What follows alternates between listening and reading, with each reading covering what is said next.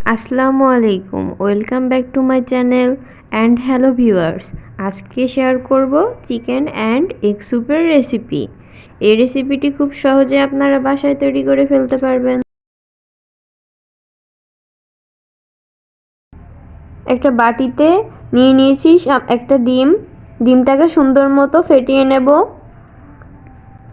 ফাটানো হয়ে গেলে বাটিটাকে সাইড করে রাখবো। অপর একটি বাটিতে নিয়ে নিয়েছি 2 চামচ পরিমাণ কর্নফ্লাওয়ার। সামান্য একটু পানি দিয়ে কর্নফ্লাওয়ারটাকে গুলিয়ে রাখবো।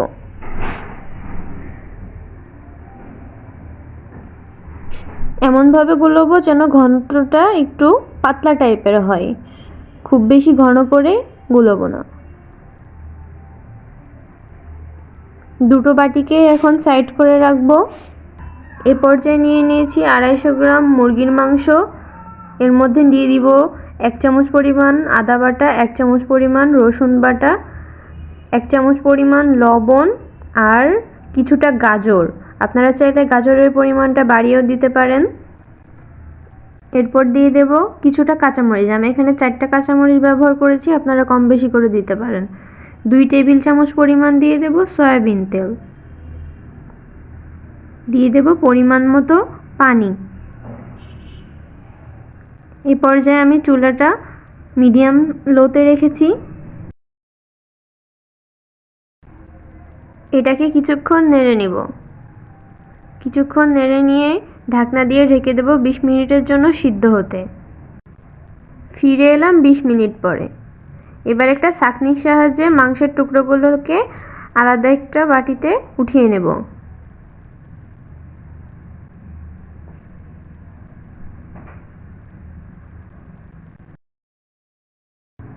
এ পর্যায়ে মাংসের টুকরোগুলোকে 2টি কাঁটা চামচের সাহায্যে কেটে নিব। আপনারা চাইলে এটা নাইফ দিয়েও করতে পারেন। কেটে রাখা মাংসের টুকরোগুলোকে স্যুপের পানির মধ্যে আবার অ্যাড করে দিব। এরপর দিব কিছুটা ধনিয়া পাতা। 1 চামচ পরিমাণ দিয়ে দেব সয়া সস, 1 চামচ পরিমাণ চিলি সস আর 1 চামচ পরিমাণ দিয়ে দিয়েছি টমেটো কেচাপ।